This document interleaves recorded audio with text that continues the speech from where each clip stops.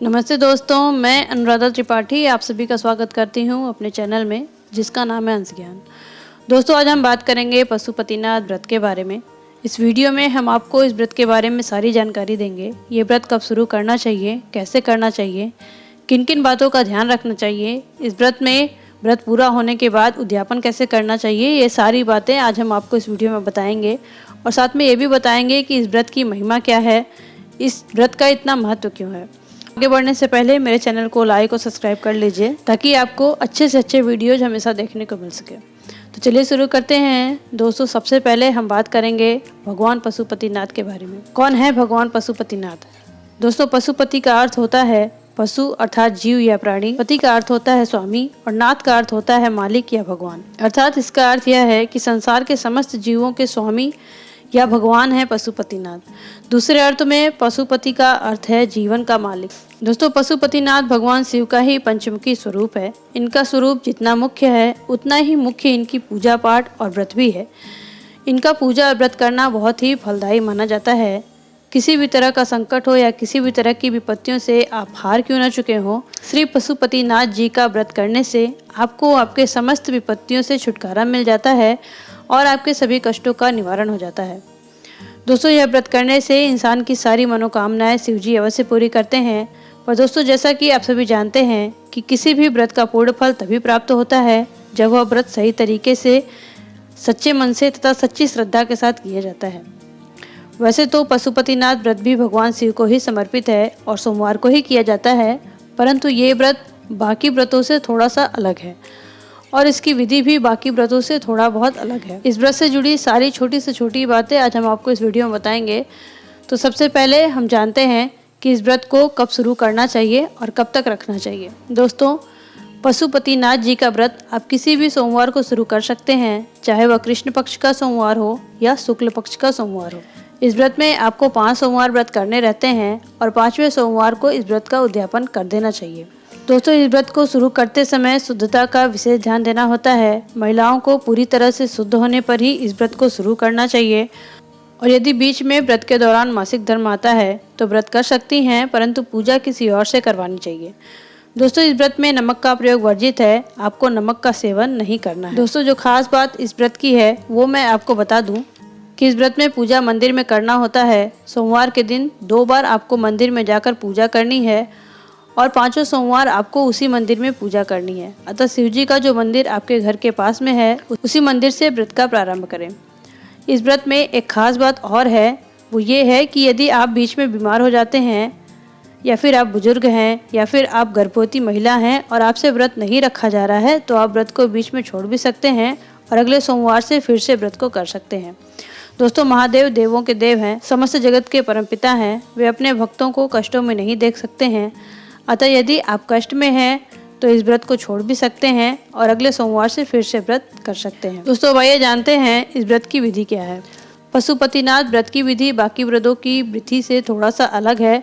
इस व्रत में सबसे पहले सोमवार को सुबह ब्रह्म मुहूर्त में उठकर नहाने के बाद पूजा की थाली तैयार करनी चाहिए और मन में श्री शिवाय नमस्तुभ्यम मंत्र का जाप करते रहना चाहिए।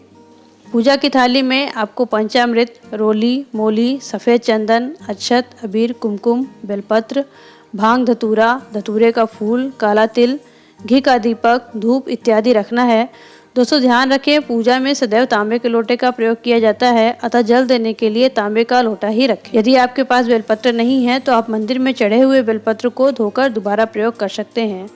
और जैसा कि मैंने आपको बताया था, पूजा 2 बार करनी है, सुबह में और प्रदोष काल में। तो थाली में सभी सामान थोड़ा ज़्यादा मात्रा में रखें क्योंकि शाम को भी आपको इसी थाली से पूजा करनी है। अब मंदिर में जाने से पहले ये याद रख लें कि आपको पहला व्रत जिस मंदिर में करना है बाकी सारे व्रत भी उसी मंदिर में करने होंगे। मंदिर जाकर सबसे पहले भगवान को प्रणाम करें। शिवलिंग के पास पहुंचकर उसके आसपास थोड़ी सी सफाई अवश्य कर दें। फिर पूजा करना प्रारंभ करें। सबसे पहले शिव जी का अभिषेक करें।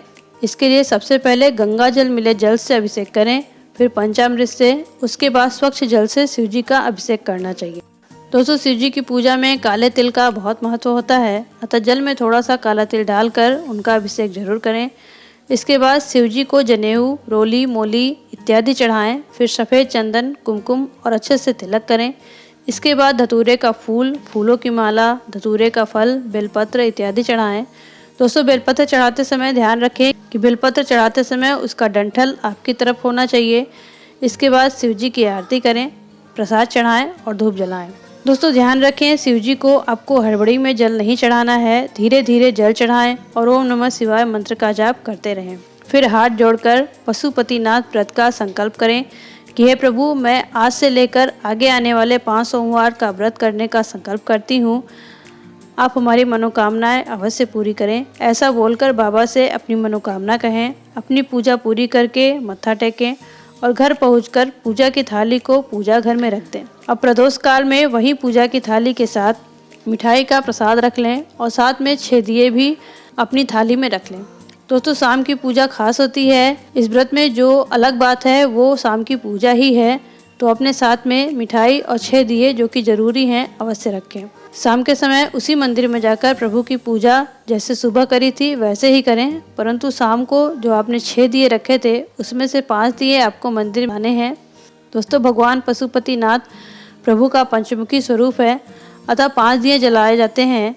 जो मिठाई आप लेकर गए थे आपको उसके 3 हिस्से करने हैं, 2 हिस्से आपको मंदिर में रखने हैं। फिर अपनी मनोकामना प्रभु से कहना है और क्षमा याचना जरूर करिएगा कि हे प्रभु, अगर आपके पूजा या व्रत करने में मुझसे कोई त्रुटि हो गई हो तो मुझे क्षमा करें। इसके बाद आपको वो 1 दिया और वो मिठाई का 1 हिस्सा घर लेकर आना है। घर आकर अंदर आने से पहले घर के बाहर का जो दरवाजा है उसके दाहिनी तरफ आपको वो दिया दाहिने हाथ में जलाकर वहाँ पर रखना है। अब शाम को फलाहार से पहले उस प्रसाद को खा लें। याद रखें, आपको ये प्रसाद किसी के साथ बांटना नहीं है, आपको अकेले ही खाना है। इस तरह से आपका एक व्रत पूर्ण होता है। दोस्तों, इस व्रत में भी आपको नमक का सेवन नहीं करना है, ब्रह्मचर्य का पालन करना है और दिन में सोना नहीं है। जब आपके 4 व्रत पूरे हो जाते हैं तो 5वें व्रत के दिन आपको इस व्रत का उद्यापन कर देना चाहिए। अगर आप ये व्रत दोबारा शुरू करना चाहते हैं तो 1 सोमवार छोड़कर अगले सोमवार को आपको फिर से व्रत को शुरू करना चाहिए। अब आइए जानते हैं इस व्रत के उद्यापन की विधि क्या है। दोस्तों, 5वें व्रत के दौरान आपको उसी विधि से पूजा करनी है। अब एक जटा वाला नारियल लेकर अपनी मनोकामना ध्यान करते हुए उस पर 7 बार मौली लपेट लें।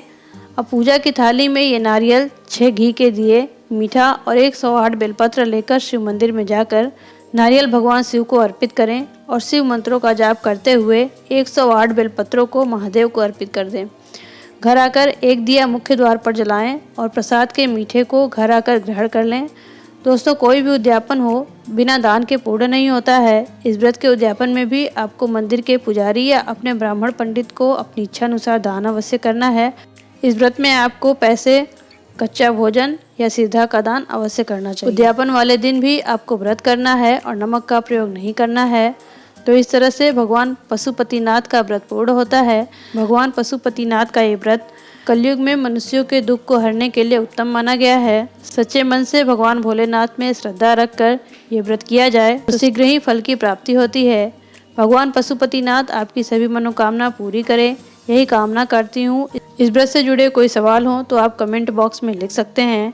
दोस्तों, आज के लिए इतना ही। अगर आपको ये वीडियो पसंद आया हो तो मेरे वीडियोज़ को प्लीज़ लाइक करें और मेरे चैनल को सब्सक्राइब करना ना भूलें और आगे के वीडियोज़ को देखने के लिए बेल आइकन को अवश्य दबाएं।